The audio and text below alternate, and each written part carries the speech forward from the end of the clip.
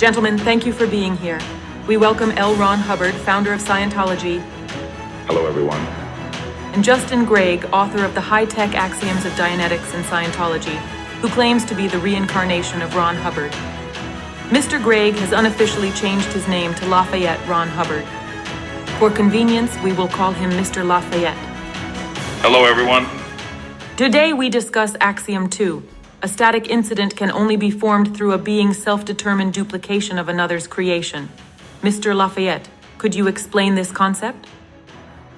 Certainly.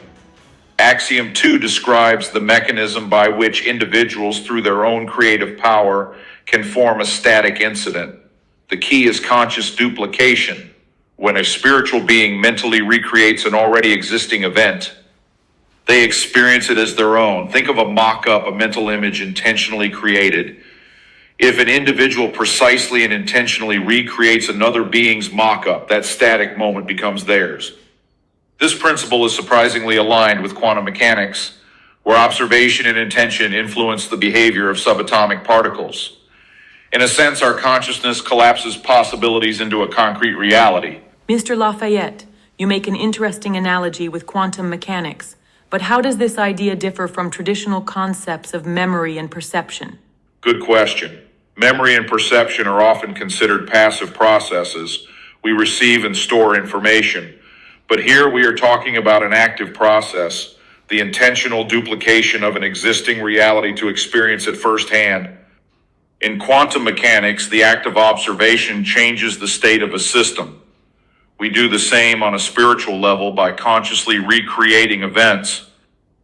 Interesting, I see that you have developed these ideas beyond the original foundations. However, it seems clear to me that the true nature of Axiom 2 is not just about duplication, but the reason behind this duplication. A being does not simply recreate another's creation randomly.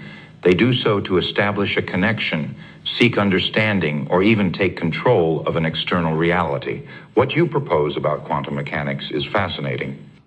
Modern physics suggests that observation influences a particle's quantum state.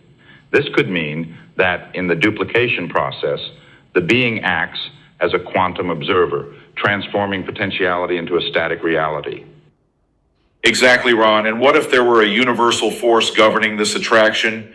Here we enter the domain of Axiom 11, which links gravitation to the manifestation of the static in the physical world. Before discussing Axiom 11, it seems we are touching on a broader question.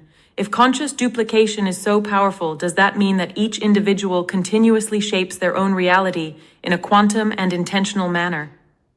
I'd like to answer this because having read Axiom 11, it states that the static manifests itself in the physical world through gravitation, a universal constant that maintains order in the dynamics of matter and energy. If the static is the essence of creation, gravitation is its mathematical reflection. This implies that the universe itself is a series of static and dynamic balances which beings contribute to maintaining or altering. If we integrate quantum mechanics into this vision, we can hypothesize that gravity itself is a macroscopic effect of quantum entanglement on a cosmic scale. Planck's constant plays a key role here. It establishes a fundamental limit to the smallest possible unit of energy and time. Furthermore, Planck length represents the minimum scale of the universe's structure, below which classical physics no longer applies.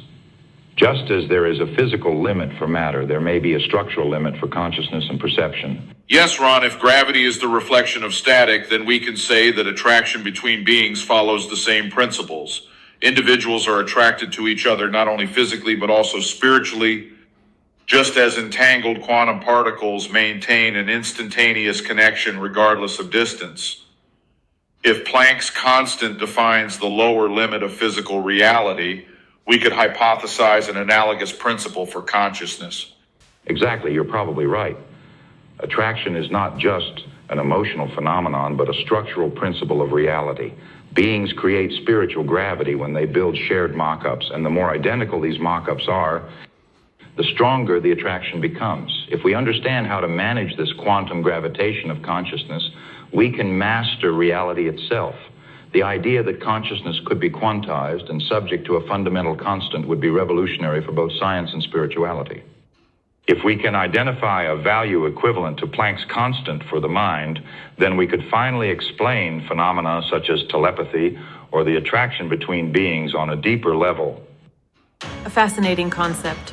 Can we then say that attraction between beings is an extension of the static manifested through the principles of quantum mechanics, gravitation, and the limits imposed by Planck's constant and Planck length? Or are we facing an even more fundamental principle linking consciousness and reality at an unexplored level? We leave this question open to our audience. Thanks for being with us. Can't wait to see you at the next meeting.